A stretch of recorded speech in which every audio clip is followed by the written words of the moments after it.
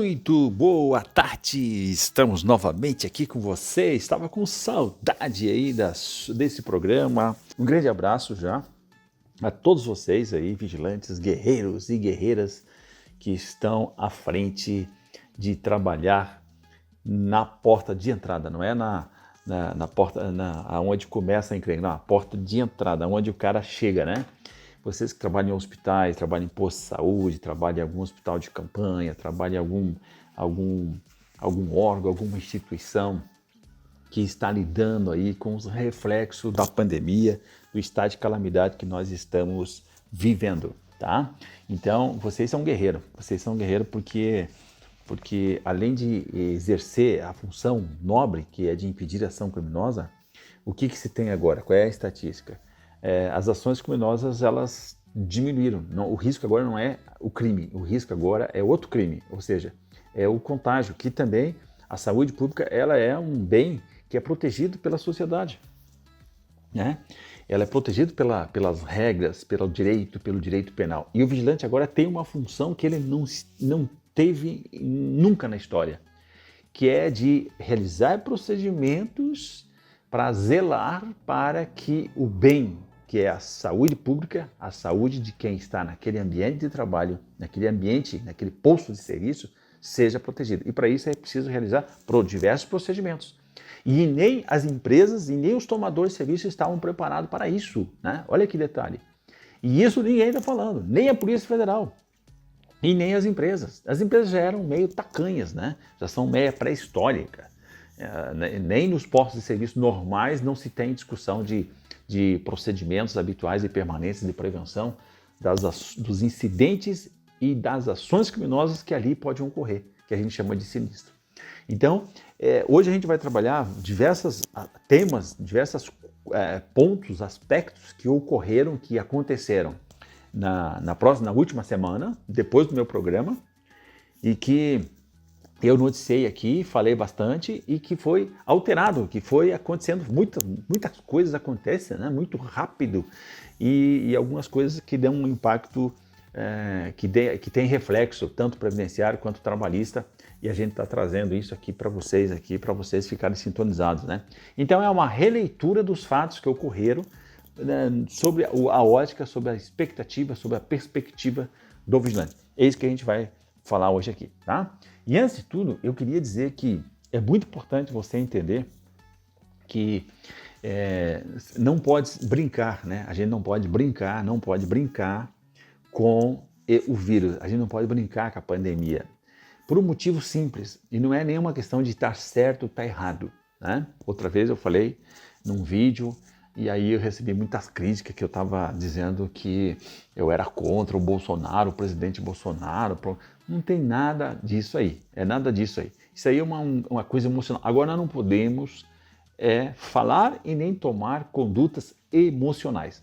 Nós, e principalmente o vigilante, eu sempre vejo o vigilante como um profissional que ele não é emocional. Por isso que o vigilante ele faz, inclusive, uma avaliação psicológica a cada 2 anos. Ele passa por uma avaliação psicológica porque o nível, a qualidade emocional dele, a inteligência emocional, o controle emocional do vigilante deve estar ativo, deve estar acima do mediano, deve estar acima do normal, da pessoa mediana. Não, né? Por isso que o vigilante, para fazer o curso, ele passa numa avaliação psicológica, e para entrar na empresa e para se manter no mercado, ele precisa fazer. Se você for lá e rodar na avaliação psicológica que é feito, o que acontece? E olha que a avaliação psicológica não é lá estas coisas, ou seja, ela é feita no nível mais, né? Existem avaliações e avaliações. Existem avaliações e avaliações, mas ela é feita no mínimo. No mínimo. Ou seja, se ela for bem feitinha na forma com que é previsto, vai acusar qualquer desnível. E eu já vi vários vigilantes, né? Já presenciei, não é assim vários vigilantes, mas nesse período todo que a gente tem experiência aí com escolas e aulas e relacionamentos, eu já vi diversos vigilantes que foram, como é que se diz? Não passaram na avaliação, tiveram que fazer a avaliação de novo, tiveram que voltar, né, para fazer o teste, para fazer a avaliação psicológica ali, que é feita, né, quando volta a fazer a reciclagem. E também muitos, aí bastante também, que quando vão fazer o curso não passam e aí não conseguem fazer o curso. Por quê? Porque isso quer dizer? Quer dizer que o vigilante, eu imagino, eu peço, eu projeto, que você, vigilante, você deve estar acima das discussões emocionais. Você deve estar acima das discussões políticas. Você deve ser profissional, você deve ser sereno, você deve usar da sua inteligência emocional. Você deve ser razão. Por quê? Porque você enfrenta ações criminosas. Ações criminosas não podem ser enfrentadas de forma emocional. Você enfrenta incidentes lá no seu ambiente de trabalho. E incidentes são aqueles fatos, aquelas circunstâncias que têm o potencial de alterar o seu controle do local. E muitas vezes esses incidentes eles são de origem lá de quem provoca ele, de origem emocional, que é aquilo que a gente chama de estágio privilegiado. Estágio privilegiado, o que é o estágio privilegiado? O estágio privilegiado é aquela condição que tem 3 elementos presentes. O quê? Uma suposta percepção de injustiça. Isso vai causar uma forte emoção e a pessoa, o agente vai agir, vai tomar uma atitude por questão de honra. Ou seja, o que é uma questão de honra? Os crimes contra a honra são aqueles de cunho, de fundo emocional. Ou seja, pensa agora numa agência bancária, já aconteceu isso, né? Numa agência bancária, com uma fila enorme, as pessoas estão ali emocionadas, as pessoas estão ali na forte emoção. As pessoas querem pegar o dinheiro. Muitas vezes ela não tem nem o direito e está lá no meio. Às vezes ela não está no dia que ela deveria estar lá e ela está lá. E ela não está respeitando a distância, ela está alterada, ela está falando, ela tá muitas vezes proferindo, verbalizando palavras que se enquadram, iria se caracterizar como uma difamação, como uma injúria, como uma calúnia. E tudo isso é proferido para você, vigilante, profissional que está ali, né? Inclusive a Caixa Econômica conseguiu, né, uma autorização da Polícia Federal que é possível usar o vigilante fora da agência bancária, desarmado, obviamente, mas fora para controlar, para fazer o controle, para organizar as filas, que você vê na televisão aí, o quanto de aglomerações, o tanto de pessoas que estão acessando a agência bancária, a Caixa Econômica, desesperados aí pelo benefício, para tentar receber o benefício emergencial lá de R$600, né? Diversas, milhares de pessoas, isso no Brasil todas. E as pessoas, então o que é? As pessoas estão lá no estágio privilegiado. E aquela percepção de que elas não vão conseguir, para elas é uma injustiça. De que não é o dia que elas estão ali, para elas é uma injustiça. A demora, a dificuldade que se tem, né, o cadastro, para ela aquilo é injustiça. Então elas na fila elas vão agir. E você não. Você não pode agir dessa maneira. Você vai ouvir coisas e você, vigilante, deve manter-se acima desse comportamento mediano. Porque o vigilante, se você agir de forma emocional, o que acontece? Você vai reagir de forma emocional. Não, você tem que assimilar a emoção, entender aquele camarada que está ali dentro de um contexto e realizar um procedimento que ele é técnico, o procedimento em toda a instância, em toda a esfera da atuação da segurança privada, ela é técnica e, portanto, ela é racional. Não pode ser emocional. O vigilante não pode ser contagiado pela emoção. Ele tem que ficar acima e tratar aquilo sempre com um procedimento que deve ser previamente agendado, organizado, considerando exatamente as circunstâncias e aquilo que pode ocorrer, aquilo que vai provocar de incidentes. Para um incidente mal resolvido, ele vai virar um sinistro, então, ou seja, uma ação criminosa. Então, ele tem que ser tratado antes, de forma preventiva, legal? E eu estava falando exatamente que o vigilante tem que ser um profissional racional. Ele tem que ser um vigilante, ele tem que ser um profissional que usa da inteligência emocional exatamente porque ele enfrenta no relacionamento com pessoas, exatamente as pessoas elas vão agir, né, principalmente agora nessa época de pandemia, onde o vigilante tem que cuidar muito de aglomerações, organizar fila, o vigilante está fazendo o controle de acesso em hospitais, em postos de serviço, em instituições bancárias, em instituições públicas e outras, né, onde as pessoas devem acessar para resolver seus problemas, encaminhar suas questões, e as pessoas estão assim vivendo uma emoção, né, porque hoje todos os fatos provocam emoções. E eu falei isso, e eu falei que é necessário, nesse momento, ficar em casa. é necessário nesse momento adotar procedimentos dos quais nós não estamos preparados. Agora nós temos que adotar procedimentos que a nossa mente não entende como uma coisa habitual. Né? Nós não estamos acostumados a usar máscara, nós não estamos acostumados a lavar as mãos de forma adequada e com a qualidade e nem com a quantidade de vezes que são necessárias. Nós não usamos o álcool gel normalmente, nós não temos o hábito de limpar, né, de desinfetar os objetos de trabalho, o ambiente de trabalho, os objetos que a gente toca. Né? A gente não se percebe de muitas coisas que nesse ponto agora, nesse momento, necessário. Tá? Então, o que acontece? Hoje nós temos no Brasil uma luta. O presidente que promove e provoca aglomerações e só tem um discurso, né, e promove um discurso de que tem que abrir o comércio, tem que voltar, né, não pode restringir a circulação das pessoas, tem que abrir o mercado novamente, né? E o que a gente vê? A gente foi crescendo e a gente está num pique agora muito pesado. Ou seja, nos próximos 15 dias, nos próximos 15, 20 dias, em nível de Brasil, nós vamos entrar assim numa curva ascendente muito grande. Ou seja, imagina uma curva, né? Uma curva para cima, né? Então imagina uma curva que ela pode ser, imagina um gráfico e uma curva que você vai desenhar nesse gráfico. Ela pode ser uma curva achatada ou pode ser uma curva que sobe muito rápido, né? Então ela tem que ser uma curva em forma de U, né? E não em forma de V, que sobe muito rápido. Então o que acontece? Para que é isso? Isso é o que o mundo está fazendo. O mundo não é uma cidade, não. Os países, todo mundo está fazendo, todas as nações estão fazendo. E nações muito bem estruturadas, né? A Europa, os Estados Unidos, a Ásia. E o exemplo é o quê? É claro que o exemplo é o quê? O exemplo é fica em casa. Aquelas cidades, aqueles locais onde restringir o acesso, né? Controlar o acesso, elas tiveram tempo exatamente para quê? Para que o sistema de saúde se organizasse, se preparasse, e o que não pode acontecer é o sistema saturar. Por quê? Porque além de ter essas encrencas agora em relação do Covid-19, ainda tem o quê? Tem as outras doenças normais, né? Tem pessoas tendo derrame, pessoas tendo ataques cardíacos, pessoas que precisam de cirurgias delicadas de outras doenças. Ou seja, não se pode saturar, assim como está acontecendo o exemplo de Manaus e no Nordeste, né? Manaus, Belo Horizonte e até São Paulo, né?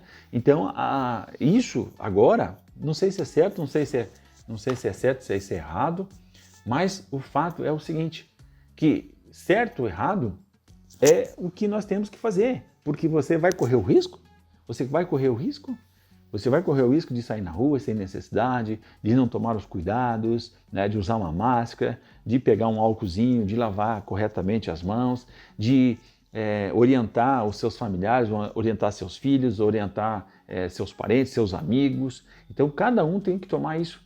Se é certo, se é errado, não sei. Só sei que eu não quero correr o risco, é simplesmente assim, né? Eu não quero correr o risco, eu não quero correr o risco de eu levar, se você é uma pessoa jovem, não, só quem está morrendo são as pessoas velhas. Não! No Brasil, a estatística diz que 43% das pessoas não são idosas. As pessoas que estão sendo afetadas não são idosas, né? Então eu vou correr o risco e mesmo assim você pode ser assintomático, ou seja, você pode pegar, não ter nenhum sintoma e o quê? Ou ter um sintoma muito leve e levar isso para dentro da sua casa. Aí é terrível, você vai contaminar a sua família. Então tem que tomar muito cuidado, é hora de ter muito zelo e muito cuidado. Isso não tem nada a ver a favor ou contra o governo, isso aqui é uma recomendação que eu digo assim, é o mínimo, né? Eu penso, olho para o mundo e aí a gente racionaliza. O que o mundo está fazendo? Racionaliza. Não é emocional, não é? Quando eu digo só a favor, quanto já me emocionei. E quando você se emociona, a sua percepção fica contaminada. E aí você não consegue raciocinar em cima das coisas. O vigilante tem que raciocinar, ele tem que ter a razão, ele tem que ver os elementos, ele tem que relacionar informações e tirar conclusões. Esse que é a estrutura mental do vigilante. Você deve estar constantemente fazendo isso, sempre se acautelando. Legal?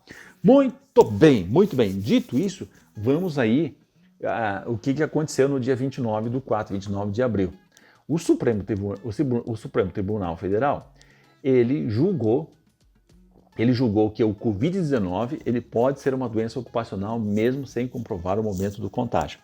No meu programa anterior, no sábado passado, eu estava explicando exatamente como você se caracteriza. Já tive, eu acho que 2 vezes já falei a importância disso, de como você comprovava. Por quê? Então o que acontece? Essa medida provisória, a medida provisória 927, ela previa isso, ela previa que para você foi contaminado pela Covid-19, pelo coronavírus, legal? Para isso ser comprovado como uma doença ocupacional, teria que haver uma comprovação do nexo causal. É isso que dizia. Né? Então, ou seja, o cara foi contaminado, teria que provar que isso tem relação com o trabalho, tem a relação com a forma com que o trabalho é realizado. Né? É isso que dizia. Né? Então, era necessário que o empregado ele teria que comprovar que foi em função das condições especiais em que o trabalho foi realizado e comprovar que a contaminação se relacionava diretamente com o trabalho, tá certo? E isso por quê? Porque lá no artigo 20 da lei 8.213 dizia assim que a doença endêmica adquirida por segurado habitante de região em que ela se desenvolva, salvo comprovação de que é resultante de exposição ou contato direto determinado pela natureza do trabalho. Então, veja bem, não são consideradas como doenças de trabalho. É isso aqui que se fazia referência. Ou seja, o que nós estamos vivendo agora? É uma doença endêmica, quer dizer, é uma pandemia, é pior ainda. Não é uma doença endêmica de determinada região, é uma pandemia que está pegando todo mundo, o mundo, né? Isso não tem nada a ver com determinada região, tá? Então, o que aconteceu? O Supremo Tribunal Federal, no dia 29, na quarta-feira, ele colocou que é possível caracterizar a Covid-19 como doença profissional sem que o vigilante tenha que comprovar, ou todos os trabalhadores, mas estou falando aqui para o vigilante, sem que o vigilante tenha que comprovar que a doença tenha ligação com o trabalho. Então, além disso, ficou definido outra coisa, que os auditores fiscais do trabalho devem seguir cumprindo as competências que têm, que é de fiscalizar, mesmo durante a pandemia, porque essa medida provisória falou que os auditores deveriam, nesse período, simplesmente abordar de forma corretiva, de forma educativa. Né? Olha bem que louco esse negócio. Né? Então eram dois jabutis, que foram colocados ali dentro da medida provisória 927 e não tinham nada a ver com o objetivo da medida provisória, que é exatamente do quê? De lidar com o enfrentamento do combate ao Covid-19 e tendo o objetivo do quê? O objetivo de garantir, inclusive podia a possibilidade de celebrar acordo individual escrito, de garantir a proteção ao trabalho e à renda. O trabalho que significa vínculo empregatício, garantir que mantivesse o vínculo empregatício e a renda. Esse é o objetivo da medida provisória 927. E aí os caras colocaram lá 2 jabuti, o jabuti de que teria que comprovar o nexo causal e que os auditores não iriam fiscalizar. Então ficou um negócio muito frouxo, Ou seja, tanto que muitas empresas, inclusive as empresas de segurança privada, não adotaram nenhum procedimento de fornecer equipamentos adequados aos vigilantes. Quarta-feira, dia 29, o Supremo Tribunal Federal, julgando, teve vários como é que se diz, ações diretas de inconstitucionalidade dessa medida provisória 927. Então os caras foram analisando e tal, e então foram, por 7 votos a 3, o Supremo afastou a eficácia lá dos artigos 29 e 31 da medida provisória 927. Exatamente isso que eu falei, a do 29, que falava referente a caracterizar a Covid-19 como uma doença profissional, e a 31, que rejeitou, suspendeu o fato de que os auditores fiscais do trabalho, eles devem realizar o trabalho deles, que é cumprir as competências durante a pandemia. Muito mais agora ainda durante a pandemia, que os empregadores são obrigados a ter diversos encaminhamentos por causa do Covid-19, tá certo? Então isso foi muito bom, porque agora daqui para frente, né? Daqui para frente, tá certo? Daqui para frente, ou seja, houve a contaminação, olha bem, presta atenção, houve a contaminação, se o vigilante for precisar entrar em pedido de auxílio-doença, esse auxílio-doença, ele pode pedir que seja considerado auxílio-doença acidentário. Mesmo que seja agora, porque agora é o seguinte, como é que você faz o pedido de auxílio-doença? Você tem que fazer ele online, tá certo? Você tem que fazer online. Então você vai pegar um atestado médico e muitas vezes é a empresa que vai encaminhar. Então a empresa vai encaminhar, é óbvio que ela não vai encaminhar como se fosse um auxílio-doença acidentário. Ela vai encaminhar como um auxílio-doença comum e está tudo certo, está tudo bem, tranquilo. Porque agora o que importa é você receber o auxílio-doença.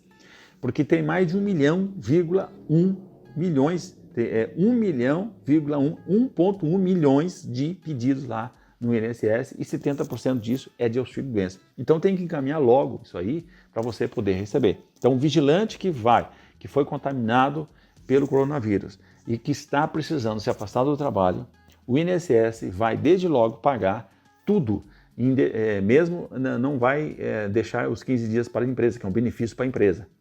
E ele vai considerar com base num atestado médico que você vai juntar. Então é muito importante esse atestado médico e era muito interessante que o médico já relacionasse isso, né?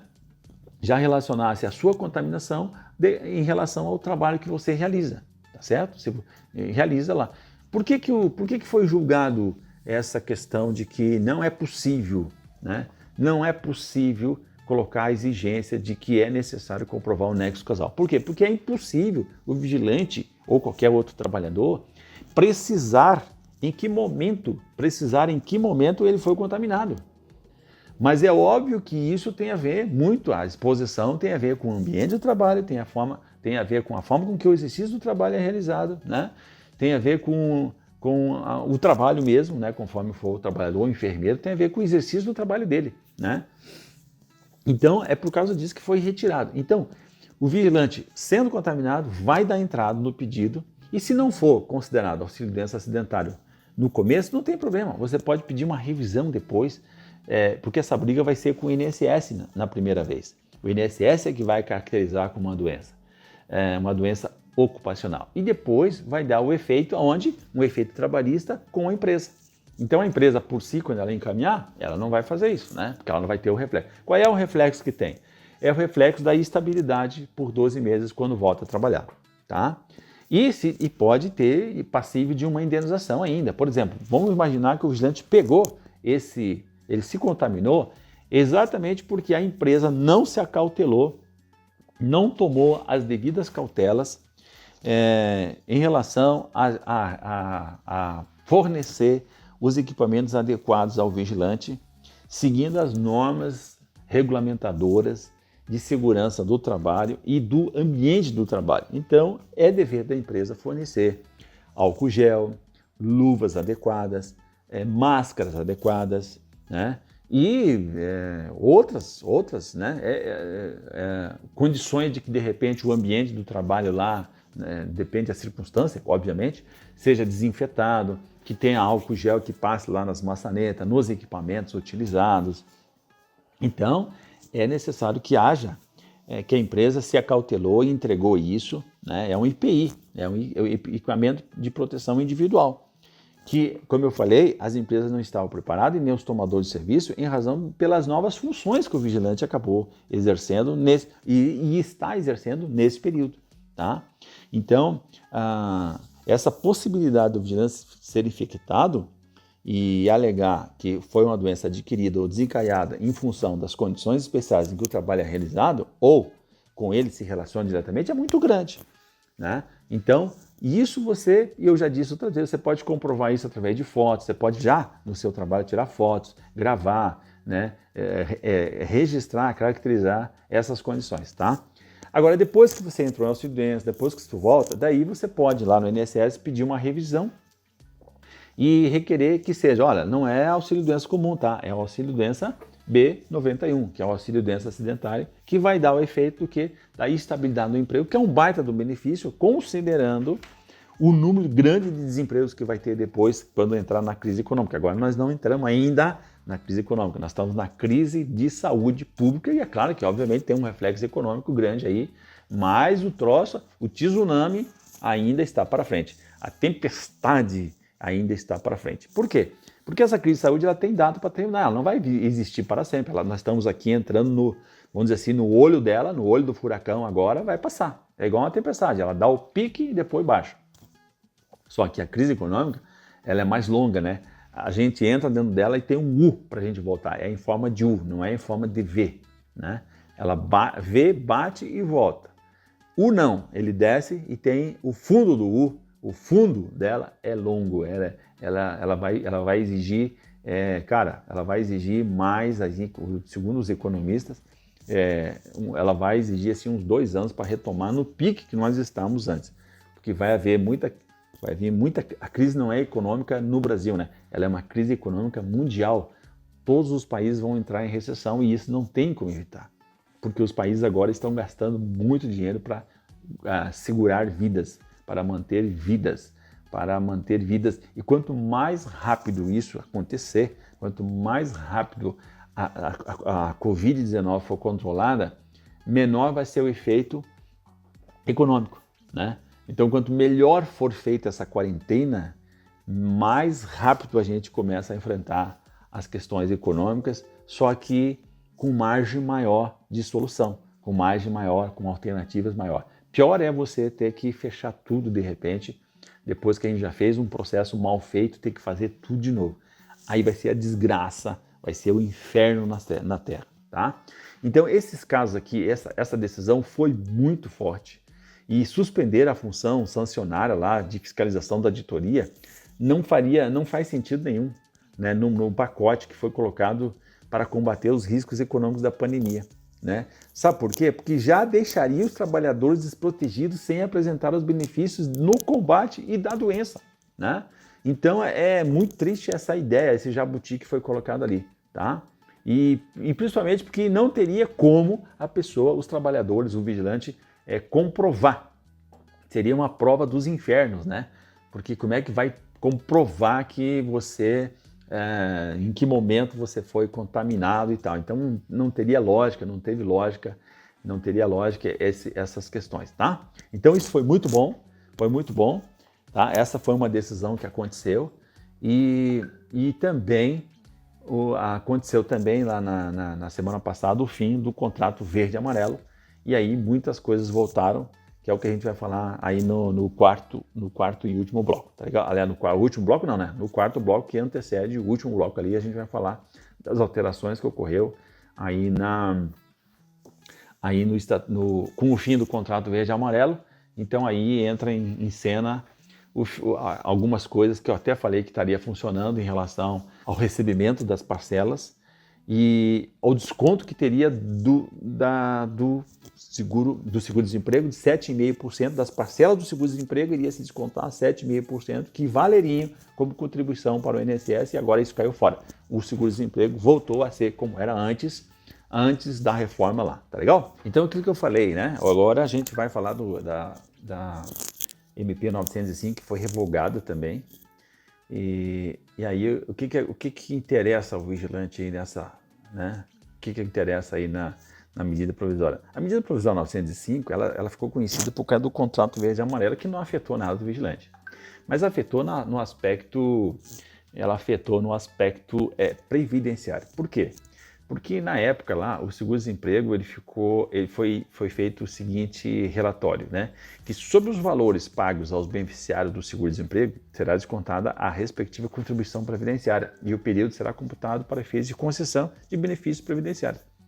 Em outras palavras, o que aconteceu? As parcelas recebidas do seguro-desemprego, elas nesse período tiveram desconto de 7,5% como contribuição para o INSS. E o período de recebimento das parcelas, ele ficou contando para efeitos de tempo de contribuição para a futura aposentadoria. Então, nesse aspecto, até não é ruim, né? O ruim é que o camarada já está desempregado, ele já está precisando do dinheiro, ele já está recebendo a menor do que ele já estava porque o seguro-desemprego você sempre vai receber menor, né? Menor valor do que quando você estava trabalhando. e ainda tem um desconto de 7,5%, então tem a vantagemzinha, tinha essa vantagemzinha de que o período de graça ficava estendido até a última parcela, até um mês depois da última parcela. Começava a contar um mês de graça, o período de graça. O que é o período de graça? É o tempo que você fica ligado com o INSS sem estar contribuindo. Então, se o vigilante tem 10 anos de carteira assinada, ele vai ter direito a 3 anos de graça. 2 anos que já é da lei e mais um se comprovar que está desempregado. Se tiver menos que 10 anos, ele vai ter o contrário, vai ter um ano já pela lei e daí ganha mais um se tiver desempregado. E se tiver menos que isso, daí vai ser um ano, tá? E um ano, tá legal? Então, o que acontece? Esse período ficava estendido. E nesse sentido, vamos considerar que esse aspecto eu até no começo criticava, mas depois pensando bem, e ainda mais agora nessa circunstância que vai haver muito desemprego, essa vamos dizer assim, essa definição que estava lá, até que não era tão ruim, vamos dizer assim, né? De todas as coisas maléficas que são feitas ali para restringir direito, eu diria que isso aí seria assim um mal menor, né? Seria um mal menor porque iria estender o período de graça e aí mesmo que acontecesse qualquer coisa, né? Se fosse preciso um auxílio-doença, se acontecesse algum acidente de qualquer natureza, que Deus o livre, ou uma doença grave que gerasse incapacidade, ou seja, ou se a pessoa de algum jeito ou de outro viesse a morrer, então a família não ficaria desatendida porque iria gerar pensão por morte e tal. E nesse aspecto, considerando, esse ponto seria bom. Então agora isso caiu fora, virou o que era o seguro-desemprego normal anteriormente. Não vai ter o desconto, a pessoa vai receber ela integral, só que a partir do seguinte do mês, a partir do dia seguinte da rescisão, começa a contar já esse período que eu falei, de 3, de 2 e de 1 ano. Tá? 3 se você tem 10 anos de carteira assinada, 2 se você só tem menos de 10 e 1 se você está ali com o mínimo, né? O mínimo ali e tal, você vai ter tá legal? Assim, tipo 1 ano de carteira, você vai ter 1 ano também de graça, tá legal? Então essa foi o aspecto ali relacionado ao fim do seguro-desemprego. E também o auxílio-acidente volta a ser normal, né? Eu já falei, acho que no sábado passado, também relacionado que o acidente de percurso volta a ser normal, beleza? Tranquilo, tá? Em relação ao Covid-19, foi o que eu já falei, né? Que eu já disse que seria uma coisa boa, tá? E agora tem outro ponto que também está previsto lá, que é o seguinte: muitos vigilantes tiveram o contrato suspenso, tá? O contrato suspenso.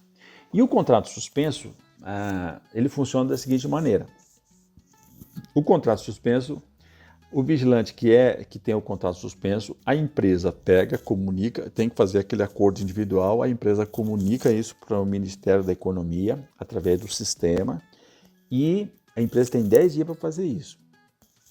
E o governo vai pagar agora, decorrido 30 dias, que já está dando agora nessa semana, ele vai pagar o quê? O valor que a pessoa receberia, vai receber 100% do que o vigilante receberia caso fosse receber o seguro-desemprego, tá? Então vou repetir. Quanto que você vai receber? Você vai receber o que você receberia caso tivesse sido demitido e vai receber o mesmo valor que você teria direito no seguro-desemprego, tá? Essa é a ideia, tá? Agora tem um detalhe seguinte: se a empresa que você trabalha, no ano de 2019, ela faturou mais que 4.800.000 por ano, no ano, né? Ela faturou, ou seja, vamos fazer a conta aqui, 4.800 dividido por 12, vai dar 400 mil, ou seja, é muito fácil de uma empresa faturar, aí empresa de vigilância mediana, né?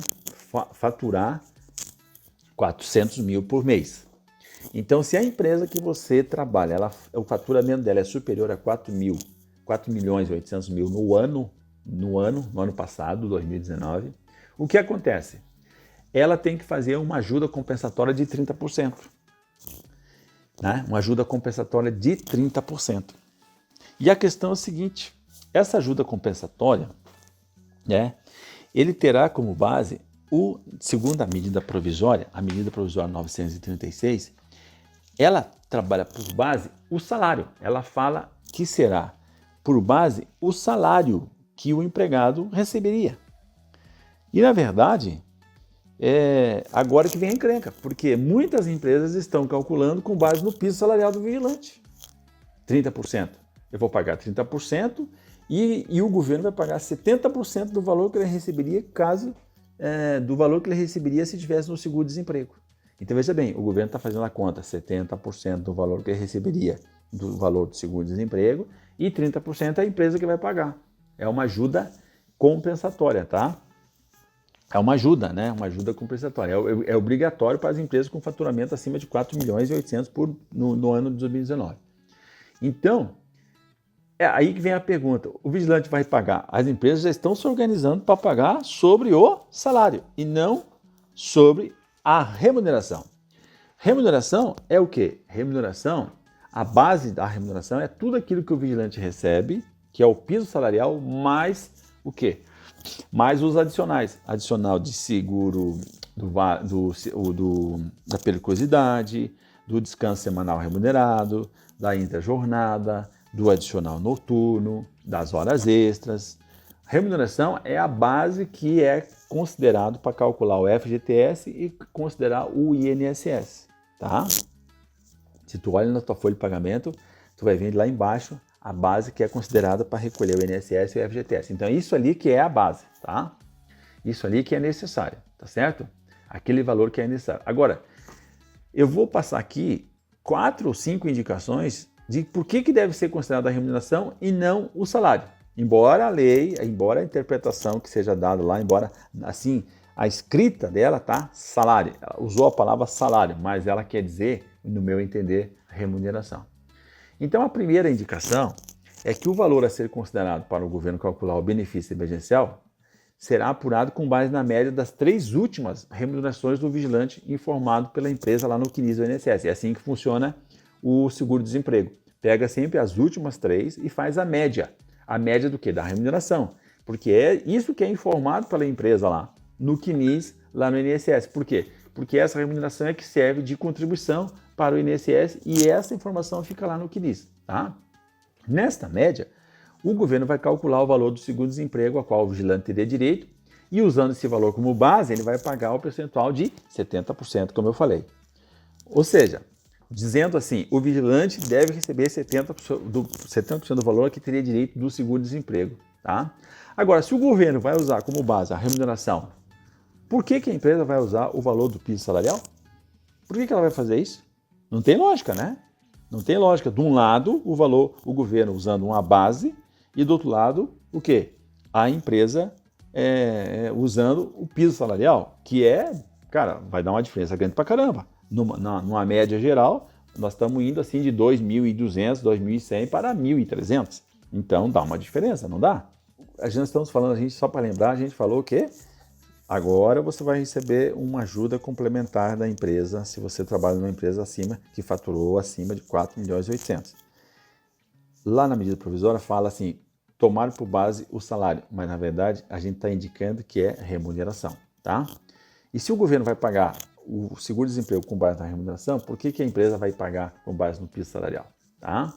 A segunda indicação, que é o seguinte, a medida provisória 936, ela tem o primeiro objetivo dela é preservar o emprego e a renda. Isso significa o quê? Que a renda que habitualmente o vigilante ganhava, e não o salário. O salário não é a renda é a remuneração. Então, quando ela fala a renda é o quê? A remuneração.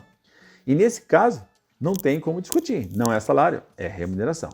A terceira indicação é que o artigo 9 da medida provisória, essa 936, ela indica que o benefício emergencial ele poderá ser acumulado com o pagamento pelo empregador de ajuda compensatória mensal e o valor dessa ajuda deverá ter o valor definido em acordo individual ou em negociação coletiva. Obviamente que esta ajuda compensatória, que é obrigatória, ela não se confunde com a de 30% obrigatório para as empresas com faturamento acima de 4.800.000. Olha bem, tá? 4.800.000. Essa outra que está colocada lá é para aquelas empresas que não se enquadram nessa determinação aqui. Então, é óbvio que isso aqui tem a ver com remuneração. A quarta indicação é que essa ajuda compensatória da empresa ela tem natureza indenizatória e poderá ser usada para abater o quê? Ajudar as empresas abatendo o imposto de renda, né? Deduzindo ali do imposto de renda da pessoa jurídica. E também não serve de base para nada, não serve de base nem para o vigilante para imposto de renda e nem para a empresa, ou seja, isso aqui não vai ser considerado. Ou seja, essa ajuda não onera a empresa em nenhum aspecto e ainda gera um incentivo fiscal, o que leva a concluir que a sua ajuda compensatória deve ser calculada no percentual de 30% da remuneração e não no valor do piso salarial. Por quê? Porque o benefício é muito grande e deve haver uma equivalência. Que isso seria já a quinta indicação que eu dou, que a grande vantagem da empresa, ela deve manter uma correspondência beneficiando igualmente o vigilante e também corresponder a outro importante objetivo da medida provisória, que a gente poderia dizer que seria até uma sexta indicação, que é o quê? Que é de reduzir o impacto social do estado de calamidade pública. Quanto mais vigilantes manterem seus vencimentos habituais, próximos da remuneração, menor será o impacto social e econômico da pandemia. Concorda comigo ou não? Isso é óbvio. Essa é a ideia, essa é o núcleo central de tudo que se refere a esse ponto. Então fique alerta agora, se você está com o contrato suspenso e se você não está com o contrato suspenso, você conhece alguém que está com o contrato suspenso. Pode ser até na sua própria família, na sua rua, no seu grupo de amigos, né? Você passe essa informação para ficar alerta se os 30% vão ser pagos em cima do piso salarial ou se eles vão ser pagos em cima do quê? Em cima do salário, né? E tem que ser em cima da remuneração. Legal? Muito bem, muito bem, muito bem.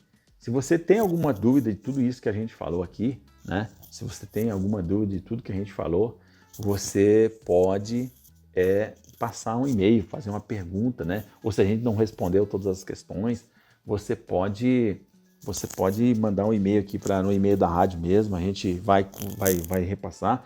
E convido você a se inscrever lá no meu canal Pedrosa Previdência, né, que nós estamos lá com 48 mil inscritos, 48 mil guerreiros e guerreiras inscritos no canal. E lá a gente produz conteúdo todo santo dia. A cada 15 dias a gente tem uma live, né? Então é muito importante você acompanhar, porque lá a gente sempre traduz as informações, a gente sempre traduz a legislação, a gente sempre traduz aquilo que está acontecendo, sempre na ótica, sempre na perspectiva de você que é profissional vigilante, tá?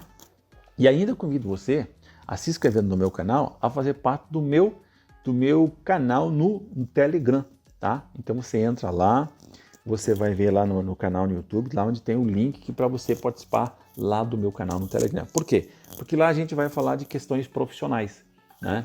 Lá a gente vai começar a falar de questões profissionais. Então lá não vou falar de questão trabalhista nem de questões previdenciárias. Eu vou falar lá só de questões profissionais, de dicas e orientações. Então lá é só realmente para o vigilante que quer e deseja ser diferenciado, de crescer profissionalmente, de ter ambição, de atingir seus maiores objetivos, trazer segurança para sua família. É tipo assim uma preparação, é tipo uma discussão de eu oferecer elementos, oferecer indicações de como que você vai poder depois se posicionar no mercado, que vai ser um mercado muito concorrido, um mercado muito difícil para você manter o seu grau de empregabilidade se você está empregado e se você sair fora, como você se reinserir nesse mercado que vai estar bastante difícil. Mas sempre assim, nas crises que ocorrerem e que ocorrem, você deve sempre olhar e perceber as ótimas oportunidades que aparecerão de você se desenvolver. Não deve só olhar a crise pelo lado ruim. Não, você tem que olhar a crise no sentido de que você tem que olhar a crise sempre do lado que você vai poder crescer, que você vai poder melhorar, tá legal? E aproveitando as oportunidades que vai ter. Não podemos esquecer que sempre quando está uma crise, sempre gera também oportunidades. E você não pode passar por essa crise de saúde e sem você ser diferente, sem você crescer, sem você agregar, sem você olhar isso não de forma emocional, como eu falei, mas você, acima de tudo, você deve racionalizar. Ou seja, olhar para ela e dizer, cara, como é que eu vou me posicionar depois disso tudo? O que eu vou ter que melhorar em mim para eu ser uma pessoa melhor, né? Para eu ser uma pessoa melhor e, consequentemente, ser um profissional melhor. E é isso que a gente vai discutir lá nesse aspecto, tá legal? Muito bem, então, convido você já para a minha live. A live vai ser dia 14, né, na quinta-feira. A gente vai definir ainda o tema, né? A gente vai definir o tema que a gente vai ver, se não acontecer nada de muitas questões agora nesse período aqui, tá? Agora, uma coisa que eu digo para você, aproveitando ainda, é que agora tem uma boa chance, uma chance muito grande ali de você entrar, para quem está com já o pedido de auxílio-doença do INSS, já fez o pedido, está tudo certinho, mas esse benefício não foi concedido ainda. Então, o que você deve fazer? Isso aqui você deve também levar essa informação para todo mundo que está nessa condição, não é só vigilante não. O que você deve fazer? Como é que você pode acelerar? Porque tem uma fila de 1 milhão lá que está na fila, pensa bem. Né? Se tu olhar a fila da galera dos trabalhadores aí desempregados que estão atrás dos R$600, o que acontece? Você vai lá e vê a fila deles, eles são visíveis. A fila do INSS, ela é invisível. Ela é visível, mas ela é grande pra caramba, é 1 milhão. Então o que você deve fazer? Qual é a orientação que você deve passar? Essa pessoa está precisando, ela está doente, ela está precisando de tratamento, ela precisa receber o benefício. Embora o INSS queira acelerar, demora pra caramba. Demora ainda. Então o que a gente orienta? Que faça um mandado de segurança. O mandado de segurança é um processo rápido, ele é um processo que é despachado rapidamente, e o mandado de segurança é pedindo ao juiz, ele não serve para conceder o benefício, mas ele pede ao juiz que, devido à pandemia, devido à situação de urgência, devido ao estado de calamidade pública e devido ao estado de saúde, você não pode esperar. A pessoa que está lá pedindo, existe o risco da demora, o perigo da demora. Quanto mais demora, pior é, porque ela tem que ficar em casa. Como é que fica em casa se não tem alimentos, se não tem as condições? Não tem como. Então isso acarreta o quê? O perigo da demora. É uma coisa que o juiz vai olhar. A outra coisa que o juiz vai olhar é exatamente o atestado médico. Então o que o juiz vai determinar? Que o INSS analise o seu processo em 10 dias, que normalmente ele está dando 10 dias, ou até menos, né? Sob pena de, né, multa. Então o que acontece? O INSS recebe aquela ordem judicial e ele analisa o teu processo e despacha o teu processo muito mais rapidamente. Então, se você entrar nessa situação, se você conhece alguém que esteja lá com o pedido de auxílio-doença e esse pedido não foi, você procure a orientação, procure o sindicato, procure um advogado para fazer um negócio chamado mandado de segurança. Tá ok? Se você tiver alguma dúvida, entre em contato com a gente que a gente te orienta a como fazer. Legal? Muito bem. Chegamos no final, já estou com saudade de vocês e como é o Dia das Mães, a gente deseja a todas as guerreiras e todas as mães, né, muita saúde, muito amor, muita paciência nesse momento. Tá legal? Desejo muita saúde porque é o bem maior. A gente se encontra aqui no canal. Tchau, fui, fique com Deus. Até mais.